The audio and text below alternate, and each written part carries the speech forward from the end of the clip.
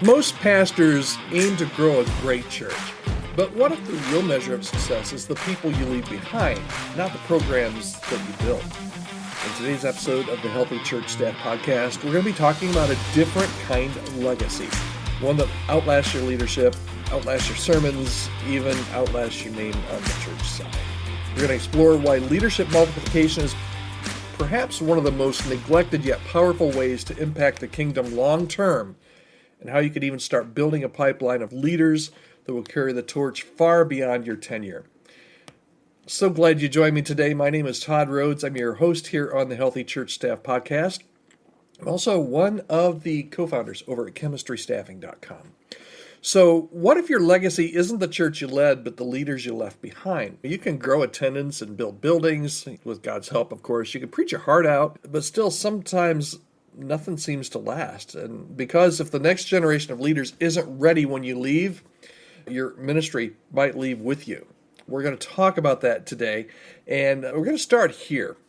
How do you rethink legacy? Okay, it's not just brick and mortar. Most pastors, when you mention the word legacy and what their legacy means, I'm not even sure I like that. As a matter of fact, I think I probably don't. But when you talk about the word legacy, most pastors think about leaving behind a healthy church, right? You want people to speak well of you after you're gone, and you want the ministry that you poured your life into to continue.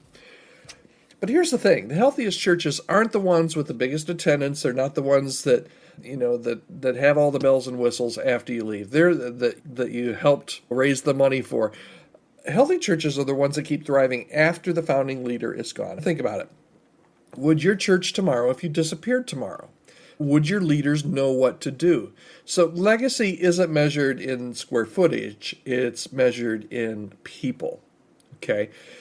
And as an example of this, I don't have to look any farther than Jesus, right? Jesus didn't build a church. He built leaders. When Jesus left, he didn't hand off a building project. He handed off his mission to 11 ragtag disciples. That was his plan, right? If Jesus focused his final years not on crowds, but on cultivating a handful of leaders, maybe we should be doing the same, right? The real question isn't, what am I building? It's, who am I building?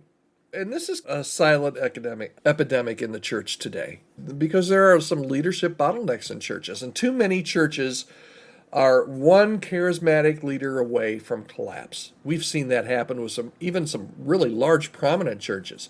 We've got churches where no one else preaches and nobody else leads and nobody else gets developed. Why? Because the senior pastor never let anybody else do it, never let anybody else grow. And that's not excellence. That's insecurity disguised as discipleship. The harder, better road is really multiplication. Matter of fact, multiplication is always better than addition. Raising leaders is slow, and that's one of the reasons why people don't do it. It's slow, it's messy, and it's risky, because here's the deal in this, and maybe this is why you're hesitant, because it's hard. It's hard, slow, messy, risky work. Here's the deal. They're going to make mistakes. If you try to raise up leaders, they're going to make mistakes. Some of them will go off the rails. Some of them will disappoint you. And here maybe is the kicker. They're going to do it differently than you would. And that might drive you crazy. But if we want generational impact, we must choose multiplication over perfection. You can grow a great crowd, or you can grow great people, but you rarely get both by accident. Okay, last thing today I want to share. 3 ways to begin leaving a legacy. Okay, this is where it's going to get practical. Okay, first way, call it out. Who is it on your team? You probably know this. You probably have a name in your head right now. Who is it on your team that needs to hear that? Dave Ferguson calls it the ICNU, the letters ICNU. It also means ICNU. Who on your team needs to have that ICNU conversation? The I see leadership in you. Do you have somebody? Say it this week. Call them aside and say, hey, I see something in you. Let's work. Let's see where we can take that. So that's step 1, idea 1. Idea 2, share the stage. If you're the only one preaching, or if you're preaching 95% of the time, you got to give up some of that control, and you need to do it now, or else it'll hurt when you leave. It'll hurt the church. So share the stage, and not just preaching. Sure, preaching. But other things, leading meetings, running point on initiatives, delegate major things. Maybe start small, but delegate major things. Allow people to take some risks and support them even if they don't do it exactly the way you would. Okay, idea 3, open your circle. Invite them into your thought process. Okay, don't just say, hey, Chet, come here. Hey, would you take over this major initiative? Open up your circle. Mentor them, lead them, guide them, invite them into your thought process. Don't just delegate. Don't just tell them what to do. Let them see how you think and give them input. Doesn't mean they have to do it exactly like you would do it, but it does mean that you kind of share, hey, this is how I would think about this. Transferring the intelligence in your mind as you delegate is huge. Okay. So as I leave you today, here's a final question. Okay, think about this. If your legacy isn't a church, could it be the leaders you leave behind? That's what we've been talking about today. You don't need to be famous. You think, Todd, this doesn't apply to me. I'm not some hot dog mega church pastor. You don't have to be famous to be faithful.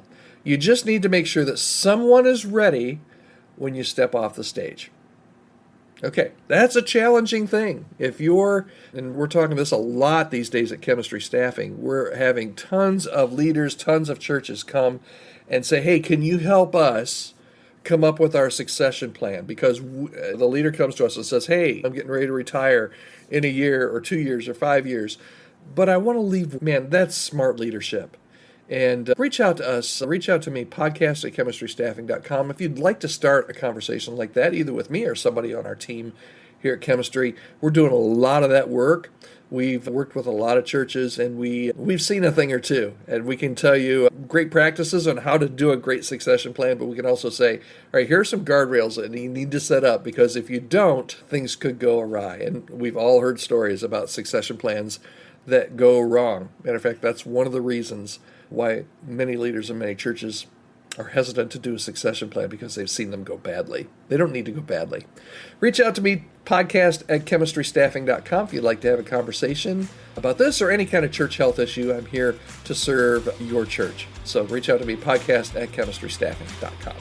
All right, that's it for today's podcast. Thanks so much for listening. If you're watching, thanks for watching, and we'll be right back here. We're here every weekday, Monday through Friday, right here on the Healthy Church Staff.